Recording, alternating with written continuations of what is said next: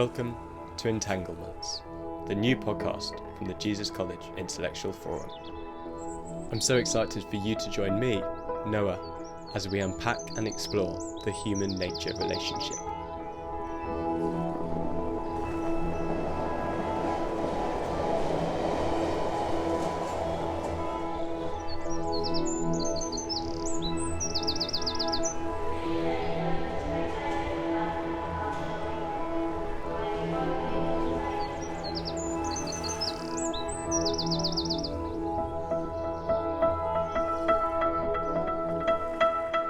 In the previous episode, we explored the etymology and different ideas associated with our modern noun, nature. We concluded that nature is an ambiguous term, and while this ambiguity may sometimes be effective, it can also cause conflict, as there is no consensus on what exactly is meant by the word nature. Instead, there are a number of inherent tensions in the different ways that people define nature. These can be distilled to three questions that we should ask ourselves when thinking about nature. These are, is it a dynamic or a static state? Are we, human beings, parts of nature? And if not, can we be? And does nature include the whole of reality or just some of its constituent parts? With these questions and the fundamental ambiguity of the word nature in mind, I set off to explore the different ways in which literature has viewed and conceptualised nature. To do this, I first looked at British Romanticism and the moral emphasis that the poets placed upon the natural world. So, I travelled down to the British Library to meet Dr Tess Somervell, a lecturer in English at Worcester College, Oxford. Because we were at the library, you may be able to hear some background noise of announcements and book trolleys passing through. And, in a few instances, my audio isn't great, so apologies for this. But I figured where could be better to talk about literature. I met with Tess to discuss Romanticism. So, to start, I asked her to outline the beginnings of this movement and the social and political climate out of which it emerged. Romanticism refers to this movement in the late 18th and early 19th centuries, particularly in Europe and North America. And at the end of the 18th century, we've had the Enlightenment in Europe, right? We've had a real emphasis on science, on reason. We're moving towards modern secular capitalism, essentially. And we're on the brink of the Industrial Revolution. So the world is changing. As I say, the world is moving towards what we might recognize as modernity. And as you can imagine, there's a reaction against this from a lot of writers, artists, thinkers who are kind of unsettled and worried that the world is becoming disenchanted, I suppose. Wordsworth talks about the world of getting and spending. He's concerned, and lots of writers and thinkers are concerned, that the powers, the kind of magic and spiritual powers of nature are being swallowed up in this new urban, modern, rationalized world. So when we think of romantic nature writing, for example, to kind of sum it up as simply as possible, I suppose you might say the Romantics are really interested in the psychic and emotional and aesthetic connections between the individual mind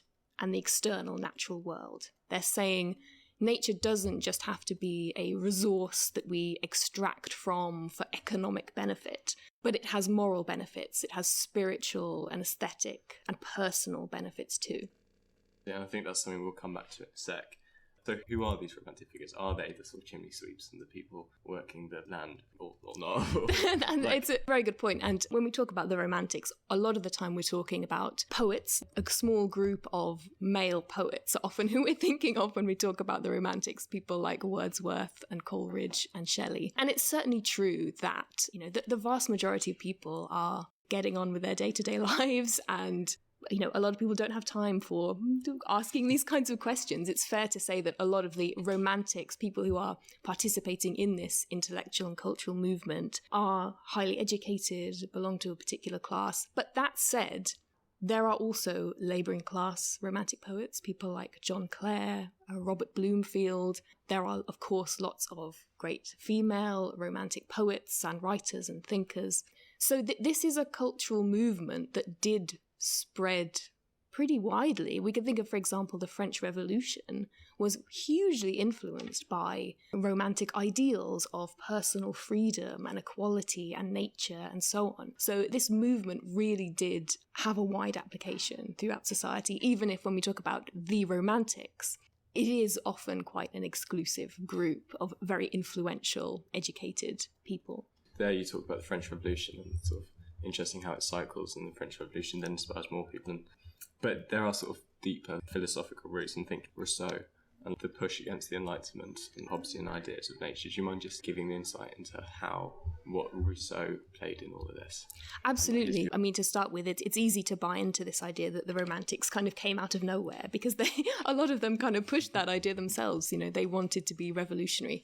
But of course, they're influenced by earlier 18th century writers, poets, landscape artists, and Rousseau is a hugely important figure for the Romantics, particularly in this development of romantic life writing, right? Rousseau's Confessions, a hugely important text in Romanticism. Rousseau's interest in walking in nature, being in nature, and what effect that has on your mind is, of course, hugely influential on people like Wordsworth and later British and European Romantics. Yeah, and I think Rousseau's idea that the state of nature isn't necessarily nasty, brutish and short, that there is sort of this noble savage trope which he draws on and later Romantics draw on, that there's this sort of inherent, almost mystical beauty and space to learn within nature. And so bringing on to that, that's the sanctity of humankind's relationship with nature, which the Romantics seem to have felt was being desecrated by what became modern industrial capitalism. What was their view of nature? Firstly, was nature itself a concrete aspect, a thing that they said, that is nature, this is not nature? It's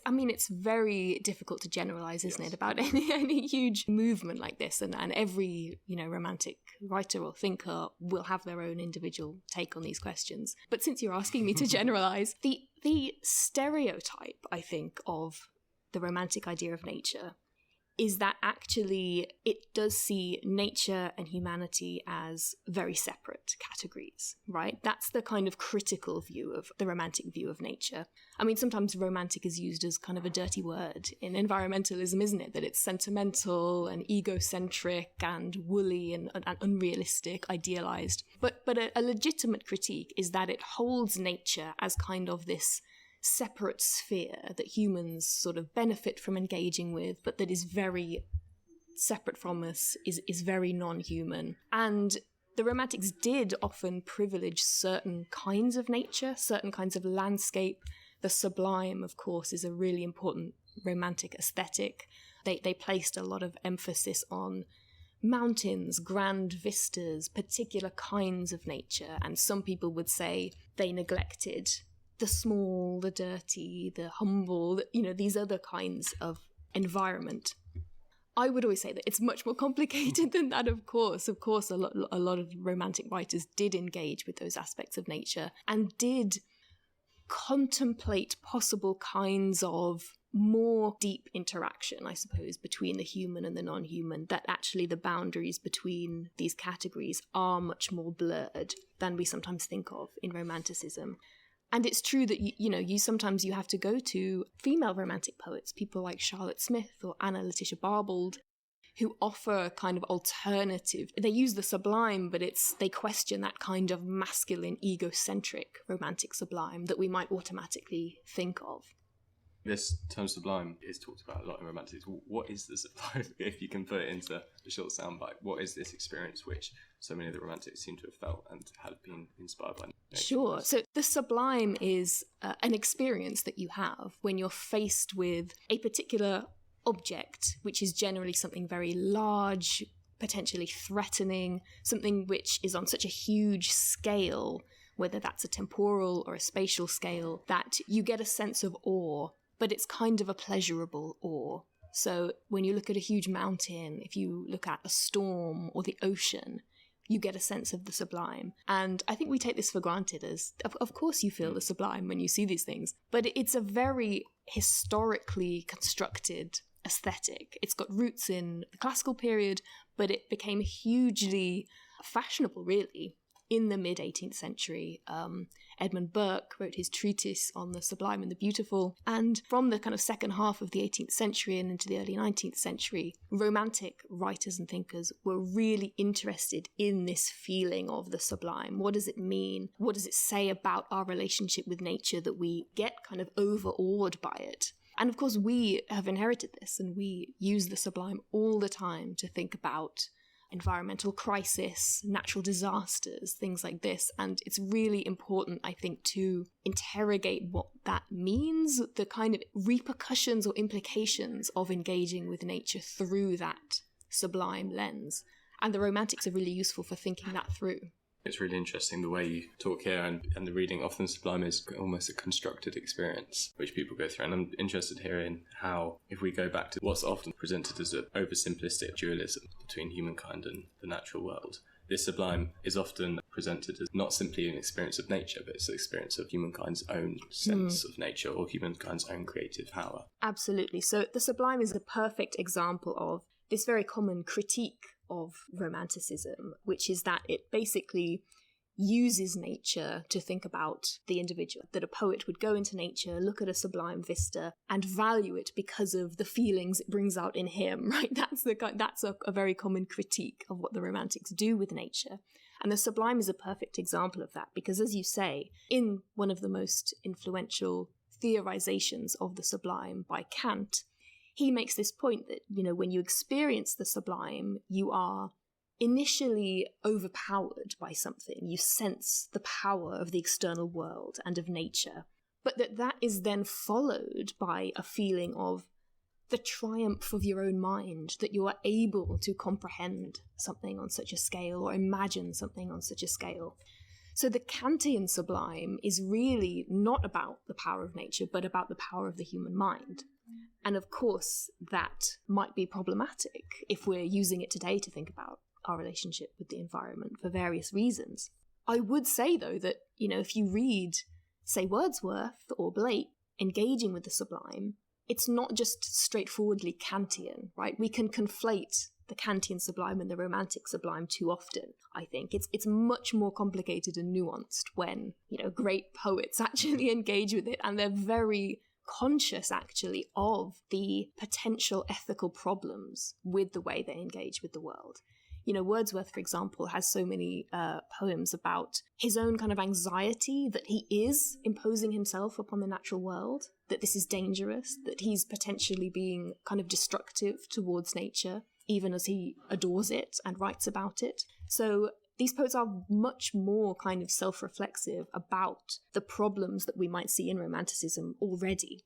They are aware of these problems and thinking them through. And just building what you said there, I think it's so interesting, the language we use about this, like the triumph of the mind. I think it's always good to be aware that the nuance of us triumphing over nature is very different from us triumphing in understanding and connecting with nature. Where you're talking about Wordsworth, sort of almost eco-anxiety about imposing upon the natural world. Could you just talk about that a bit more? Who is imposing that? Is that Wordsworth's sense that this is a non-human space? Or is this Wordsworth's sense that I'm coming here and polluting this space because of my cultural baggage? Wordsworth has a fantastic poem called Nutting, where he recalls an experience as a child when he went nutting, gathering nuts, came to this beautiful grove in the woods, and had a kind of visceral, almost animalistic response to it. He writes about it in almost a kind of lustful way, and he says that as a child he destroyed this grove. He ripped down all the branches, left it completely desecrated. And then he left, and he says he's not sure if he's imposing this feeling retrospectively or if he felt it at the time, but he says he felt guilt at what he had done. And it's incredible, powerful, short, but incredibly kind of disturbing poem. And it's about the dangers of humans even engaging with nature. As soon as you enter a non-human space, are you desecrating it? Is writing a poem a kind of desecration because you're imposing yourself and your perspective upon it? Is this something we can even escape as humans? Is there any way of living with nature that is not destructive? And of course, he doesn't come up with a solution to these questions, but he's thinking these questions through. He's worrying about them.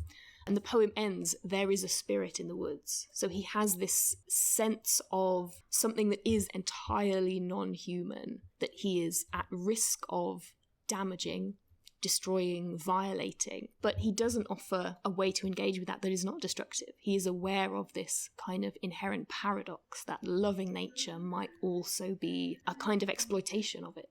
How did he get over that paradox? How did the romantic flavour of these poets and the wider society who were influenced by that time, how did that affect how people actually lived their daily life? Or was it all this watching out the window and walking among trees now and then? Or was it a palpable connection which went through everyday life? I don't think he ever got over it, or that anyone ever got over it. And, we have to admit that they weren't successful in holding back what they saw as the kind of destructive forces of the Industrial Revolution or enclosure, or these movements that were destructive towards the environment. But there have been real-world positive impacts from Romanticism in the conservation movement, for example. One of the most sort of obvious and striking examples would be the national park movement in the 19th century, developed mainly in North America, and the architects of the national park movement, people like John Muir, were very open about the fact that they were influenced by Wordsworth and the British Romantic writers, as well as American romantics like Thoreau. And, that's the first example of governments saying, we need to protect this place for its own sake, because it has a value that is not just economic. And of course, there are problems with that movement too. It's based on a kind of false vision of an untouched, sublime wilderness, and involved clearing out indigenous people and all sorts of, huge problems. And it's harking back to Rousseau's idea of the noble savage, like you say, that there is such a thing as some kind of untouched, perfect, fundamental place where humans can be with nature. It's a fiction, it's a fantasy. So there are always pros and cons, I think, to this romantic inheritance, but there have had a huge real influence on the conservationist movement. That is really a romantic movement, I think, is fair to say. So yes, in the sense that these ideas about nature did seep out and have a much wider application. And, people like Wordsworth and Clare campaigned for real change in their lifetimes and wrote to politicians and things like that. And, whether it had much effect is a different question. It's got big political weight when we think about the French Revolution. And the American transcendentalism movement obviously grows out of Romanticism quite strongly. Just to bring it back to the British focus, when we talk about the political activism of certain Romantic members, what was the Romantic impetus to political action, in your view, and especially thinking about the connection between humankind and nature? As you say, it does vary quite drastically across sort of individual romantics. When we think of the most political romantics, we probably think of Percy Shelley, for example. But as I say, Wordsworth was very politically engaged, and his politics changed quite a lot over his lifetime. He became much more conservative as he got older, and at the same time more interested in conserving the nature of the Lake District, for example. So there was a real radical political energy behind Romanticism, related, as you say, to actual political revolutions, the Haitian, the American, the French Revolution at the end of the 18th century. And, Romantic poets certainly saw themselves as having a role in that. But of course, have poets ever really held much political influence? Has poetry ever actually passed a law? How much has poetry actually achieved in the political sphere? I think its influence can only be detected in much more subtle, nuanced ways in that wider cultural creep, I suppose, of poetic ideas, in gradually and almost imperceptibly changing perspectives of a much wider readership, rather than Wordsworth himself getting involved and actually having much effect on the local MP, for example.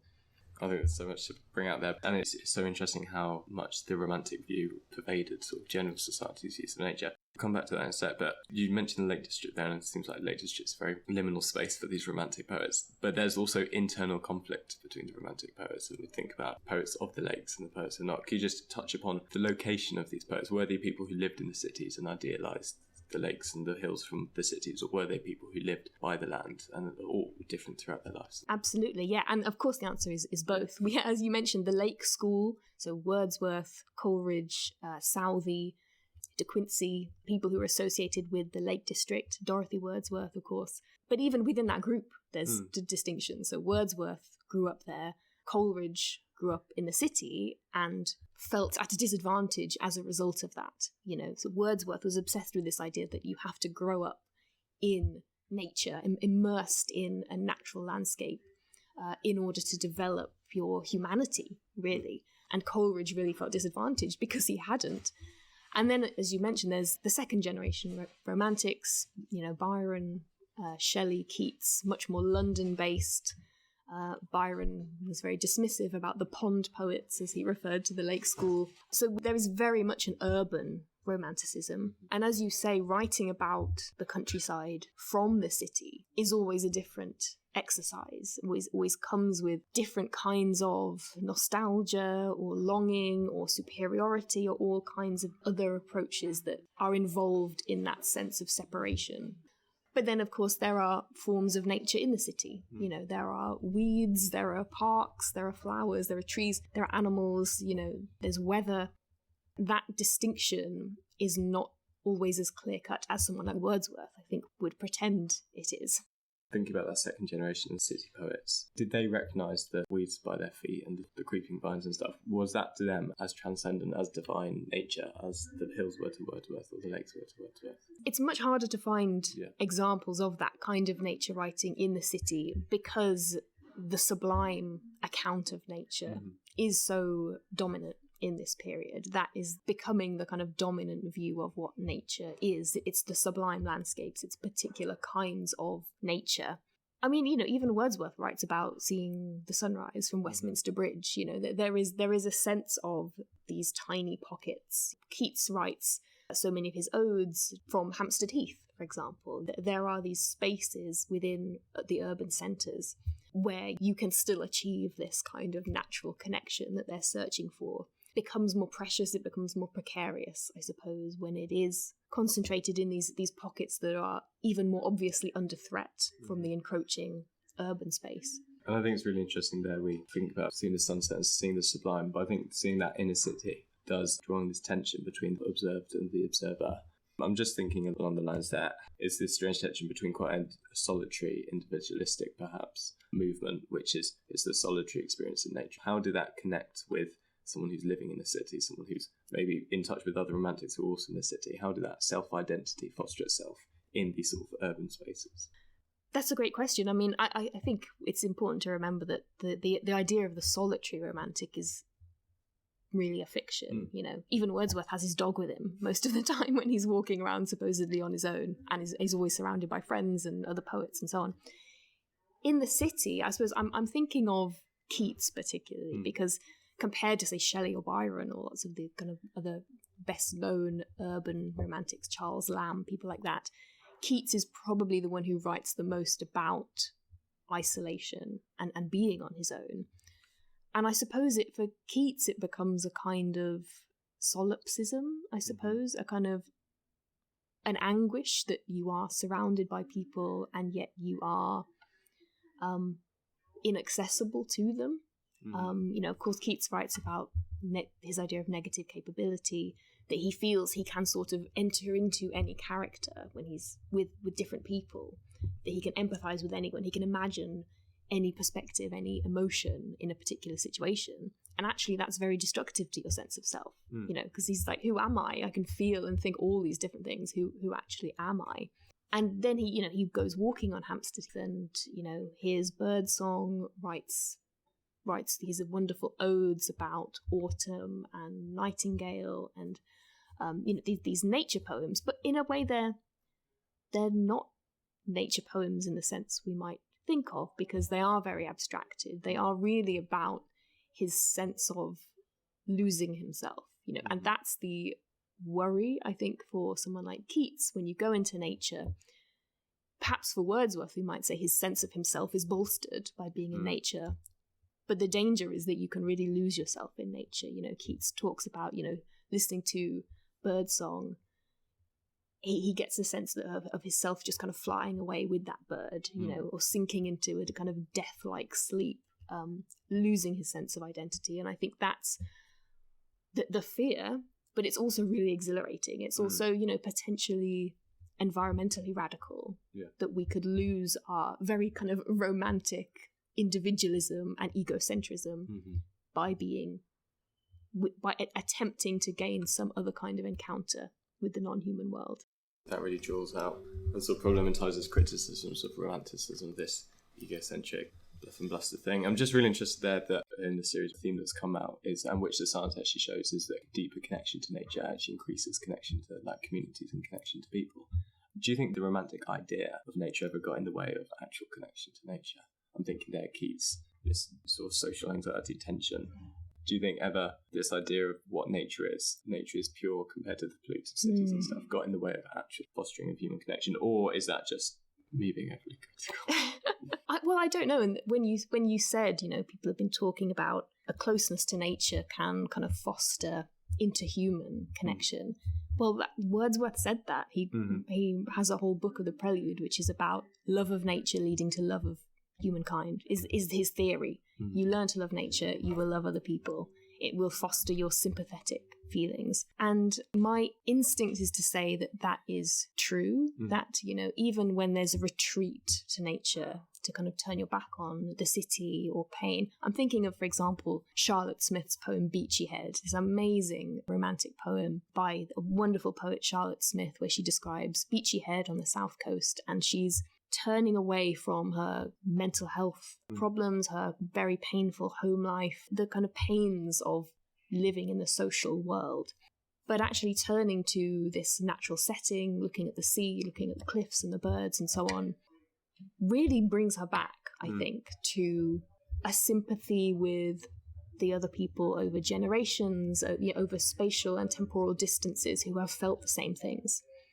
So I think even though a lot of romantics write about retreating from people, retreating from communities, societies into the non-human world, I think what you see most of all in Smith and Keats and Wordsworth is a full circle, a coming back around to forms of community, local communities, rural communities, of course, but also sympathy with other people who are stuck in that world of getting and spending, as Wordsworth put it. That plays in there with the political aspect of romanticism.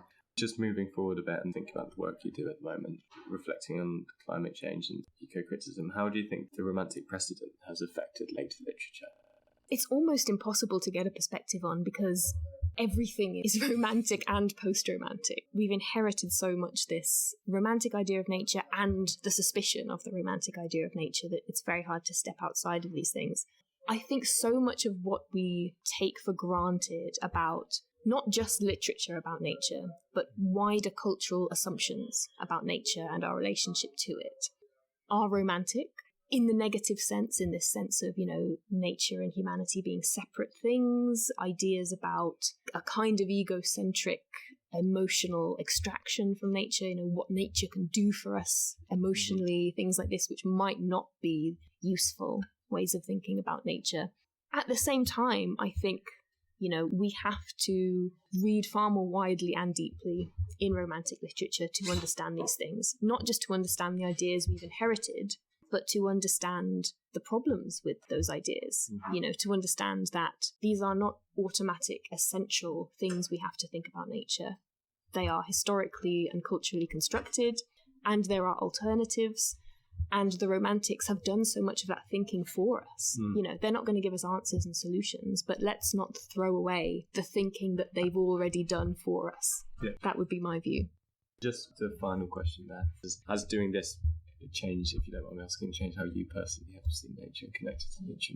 I think it really has, and I'm always suspicious of people who make big claims for how literature can change the way you behave towards nature. But I've noticed in my research and also in my teaching, if I spend, a few hours with a class reading romantic nature poetry, students do say, slightly jokingly, that, they leave and they look at a tree in a way they haven't before. I think that is a real effect that you get, learning to look at things, being reminded to look at things, and also to be reflective on how you're looking at something, through what lens you're looking at something. I think I've certainly become much more self-reflective about my own assumptions about the environment and my relationship to it, more cynical about some things, certainly, but also perhaps I like to think kinder to myself and others, even when I have encounters with nature that are not ideal, because there is no ideal way of relating to the external world, I don't think. There are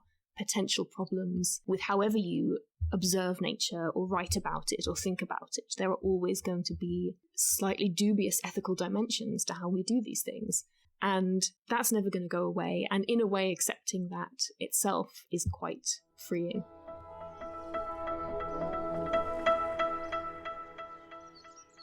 I really enjoyed talking with Tess and found her insights fascinating. Our conversation really made me think about how we as a society, often influenced by romantic ideas of the sublime, have tended to put certain types of nature or experiences with nature on a pedestal, and how this perhaps has caused us to take more banal experiences with nature almost for granted. However, I hope that mine and Tessa's conversation showed that the romantic view of nature is much more complicated than this. Some thinkers have attributed the emergence and popularity of romanticism with increased individualism, the sorts of individualism that, arguably, is the reason we are currently confronted with so many ecological crises. However, while there might be some truth in this, I also think that the romantic view can lend itself to thinking in a more familial, collective way. The Romantics often saw nature as a psychological or moral refuge, and I think that even if we want to expand our ideas about nature beyond this, recognising the importance of nature as a psychological space, perhaps even the place in which we can reset or rediscover our morality, can help us to see and respect not only the value of nature in itself, but our utter dependence upon it. We can simultaneously come to realise that while we revere magnificent vistas or are profoundly affected by experiences of the sublime, we are also deeply entangled within the more mundane cycles of life. And as such, romanticism can be an impetus not only to recognise our place within the natural world, but also, crucially, to preserve it. Thank you for joining me for this episode, and I look forward to seeing you in the next, where I meet with Dr. Molly Becker, and we discuss how the American consciousness has been formed in relation to nature and the natural landscape, and we talk about naturalism, a very different view of nature to the romantic one. Thank you, and until then, I've been Noah, and this has been Entanglements.